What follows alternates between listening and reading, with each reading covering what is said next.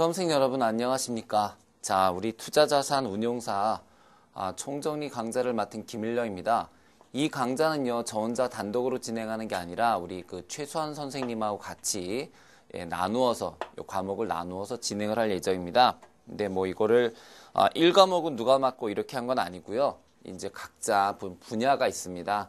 저는 증권회사에만 있었고요. 우리 같이 강의하신 최 선생님은 이제 은행과 증권회사에 같이 계셨어요. 제가 메리츠증권에 있었고 우리 최 선생님은 국민은행하고 교보증권에 계셨습니다. 그래서 각자 자기가 회사에서 맡았던 일이 다르기 때문에 가능하면 그거에 맞게 좀 이렇게 구성을 해봤습니다. 그래서 예를 들어서 1과목 같은 경우에는 제가 이제 고객 관리 및 세제에서 고객 상담 부분 하고요.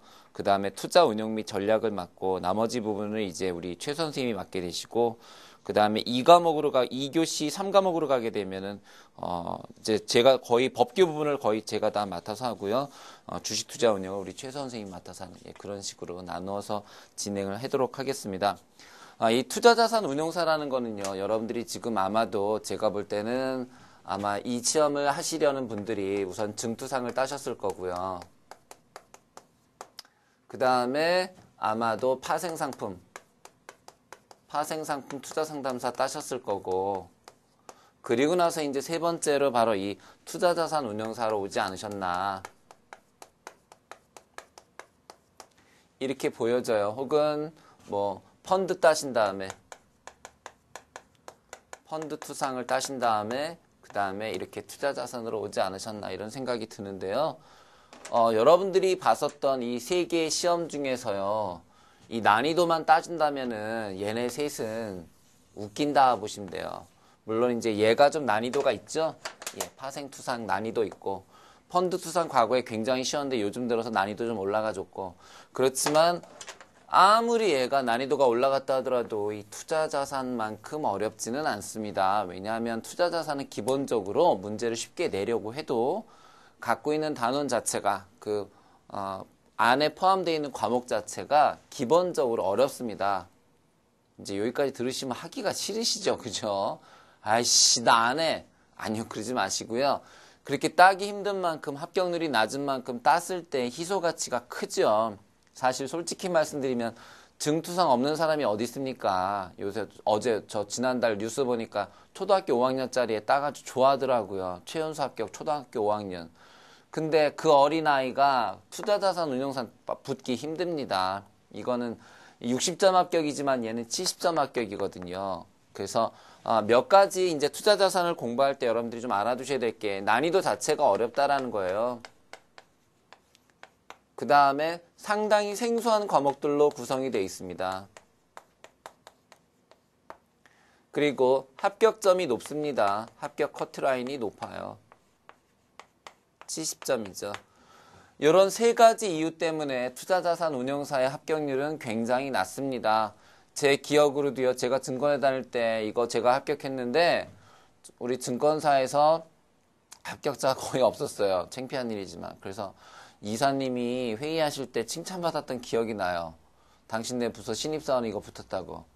그래서 이거는 여러분들이 나중에 증권회사를 가시더라도 굉장히 유용한 시험입니다. 그래서 아마도 이 강의를 들으시는 분들 중에 상당수는 지금 현재 증권회사에 다니시면서 증투상과 파생투상을 취득하신 분일 거라는 생각이 들어요.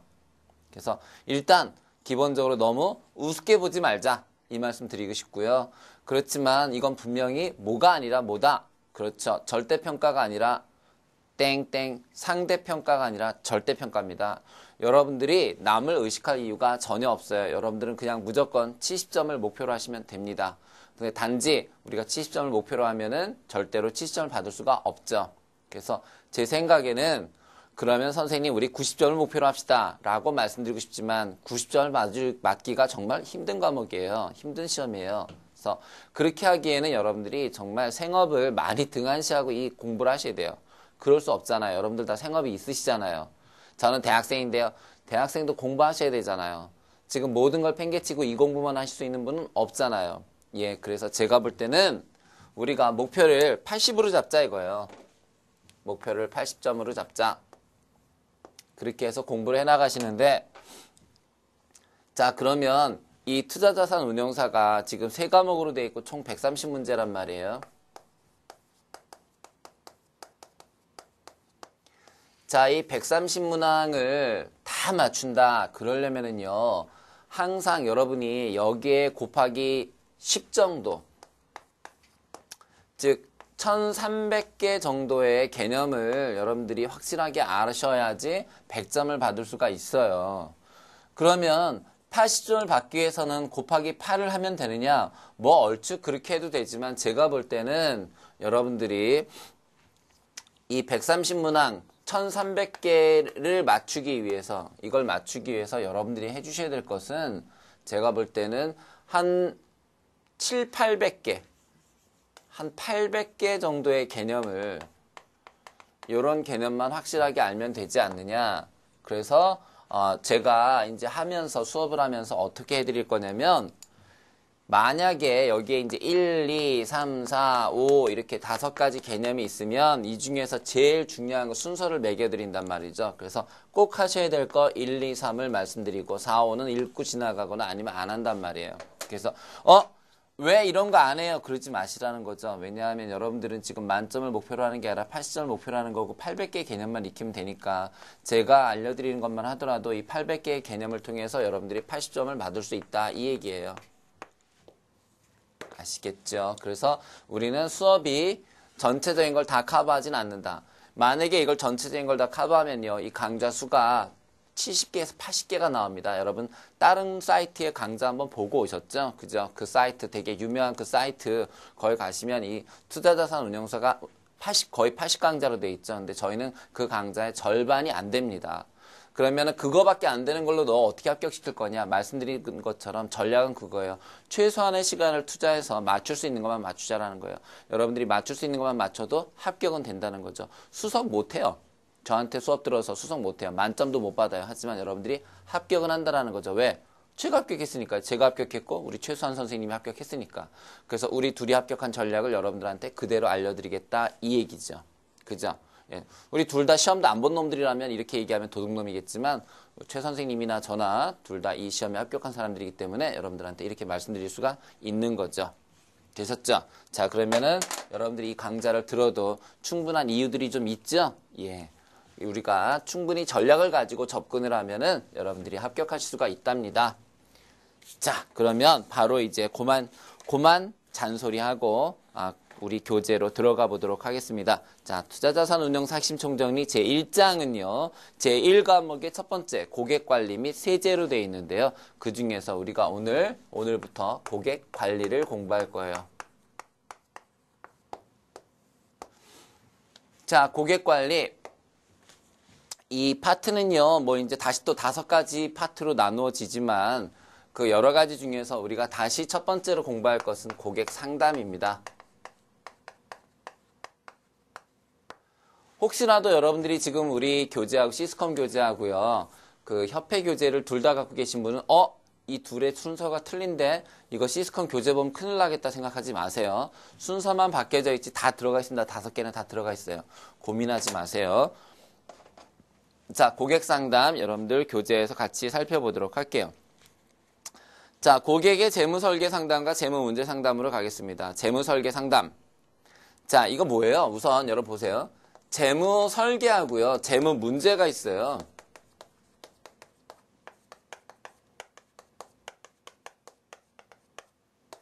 우선 이거 두 개를 비교해 보면은요. 재무 설계라는 것은 고객의 형제 상태, 그러니까 뭐 수입과 지출, 그 다음에 자산과 부채 이런 것들을 토대로 해서 앞으로 미래에 어떤 방식으로 투자를 해나갈 것이며 부채를 줄여나갈 것인가, 그러니까 자산 관리를 어떻게 할 것인가, 부채 관리를 어떻게 할 것인가 그런 것들을 설계해 주는 게 재무 설계라면 재무 문제라는 것은 지금 현재 고객이 갖고 있는 재무상의 문제점을 말합니다. 수입과 지출의 균형이라든지 혹은 자산과 부채의 균형 같은 것들을 우리가 재무 문제라고 합니다. 그래서 원칙적으로는 사실 재무 문제를 먼저 파악한 다음에 재무 설계를 해야 되겠죠.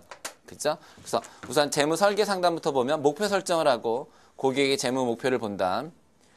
대개 이제 고객 재무 설계를 하러 오시는 분들은 흑자 가계를 갖고 계신 분들이다라는 거죠. 그래서 그런 분들에게는 순자산을 증가시키고 재무 상태를 강하게 만들어야 된다. 그 다음에 재무 문제 상담은 문제 평가에서 시작된다. 그래서 여러분들 재무 설계 상담은 대부분 흑자 고객들이 찾아와서 상담을 하시는데 이때는 우리가 재무 목표를 설정하는 게 제일 먼저다. 그 다음에 재무 문제 상담은 문제에 대한 평가에서 시작되고 대부분 적자 가계다. 요거 기억하시면 됩니다. 자, 그 다음에 고객 상담의 의의 갈게요. 제가 이렇게만 간단하게 말씀드렸는데 사실 재무 문제를 갖고 있는 사람들도, 그러니까 적자 가계인 사람도 재무 문제 상담만 해서는 안 되죠. 재무 설계 상담도 같이 해야 되는 거죠. 별로 중요한 게 아니다 이 얘기예요. 자, 두 번째 고객 상담의 의의. 고객의 자산을 증가시키고 어쩌고 저쩌고 나와 있죠. 읽어보시고요. 쭉 읽어보시고요. 자, 3번 고객 상담원에게 요구되는 능력, 인간적인 능력과 전문적인 능력이 모두 필요하다라는 거죠. 그렇죠. 여러분들도 이런 특히 여러분들도 아마도 보험 설계사하고 한번 상담을 해보신 기억이 있을 텐데 어때요? 굉장히 인간적으로 접근하죠. 네, 인간적으로만 접근하고 보험에 대한 지식이 없으면 여러분들이 가입할 이유가 없죠. 그죠? 그래서 여러분들이 만약에 가입을 했다 그러면은 그분은 틀림없이 여러분들에게 상담했던 그 보험 설계사는 인간적인 접근 말고도 전문적인 지식을 충분히 활용해서 여러분들에게 그 전문적인 지식을 설명했을 거예요. 그래서 상담원은 인간적인 능력과 전문적 능력을 모두 가지고 있어야 됩니다. 자, 그 다음에 고객 상담과 신뢰 읽어보시고 2번 상담의 기본 방법 들어가겠습니다.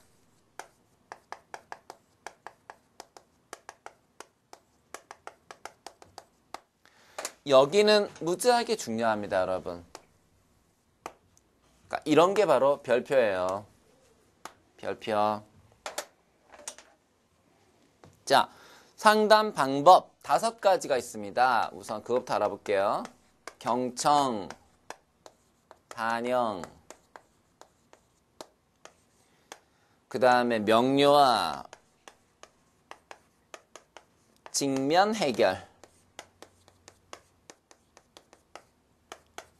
자, 제가 이제 처음으로 말씀드리는 외워야 될 내용입니다. 이게. 요 5가지는 여러분들이 외우셔야 됩니다. 이건 상담 방법의 순서입니다. 이거는 상담의 순서요. 경청, 반영, 명료화, 직면, 해결. 예, 어떻게 해요? 그냥 앞글자 따서 외우세요. 경반을 명직해. 경반을 명직해. 이렇게 경반을 명직해. 자, 그래서 요 5가지 외우시고 이제 하나하나 가볼까요? 첫 번째 경청 갑니다. 경청. 자, 책도 있었잖아요. 그 대만의 여류소설가 책이 있었죠. 경청이라는 것은 잘 들어준다라는 거예요. 잘 들어준다. 이게 상담의 가장 중요한 내용입니다. 이게 가장 중요한 내용이에요. 내담자에게 관심을 가지고 함께하는 것이다. 됐고요. 효과. 내담자가 자신의 생각을 자유롭게 표현할 수 있도록 분위기를 조성해 줘야 되고요. 내담자 스스로 자신의 문제를 탐색할 수 있도록 해야 됩니다. 자, 거기 보시면 경청을 위한 상담자의 반응이 in addition에 있지요. 그 5가지, 4가지 있죠. 그거 중요합니다, 여러분. 자, 뭐라고 되어 있냐면은 첫째, 침묵하라. 이건 무슨 말이냐면요. 경청할 때요. 정말 제일 기본적인 게 뭐냐면 항상 고객과의 관계에서 7대3이 돼야 돼요. 고객이 70%를 말하고 그 다음에 상담자는 30%만 말해야 돼요. 그러면은요, 여러분, 만약에 100분의 시간 동안 70분 동안은 상담자는 어떻게 하고 있어야 돼요? 침묵하고 있어야 돼요. 제발 닥치고 가만히 계시라고요. 침묵해야 돼요. 그 다음에 두 번째, 자, 수동적 경청이라는 게 있어요.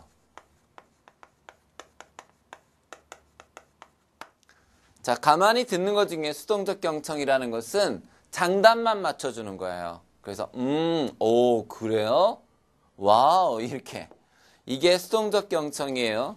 그러니까 이거는 내가 계속 상대방의 말에 관심을 기울이고 있다는 걸 보여주는 거예요. 그 다음에 세 번째는 적극적 경청입니다.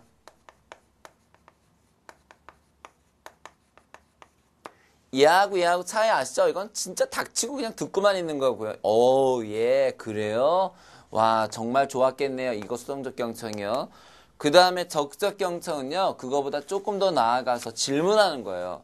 와, 그때 정말 그러셨어요? 아, 이거 어떻게 됐어요? 뭐 이런 거. 이거 적극적 경청이에요. 그 다음에 네 번째는 반영적 경청인데요.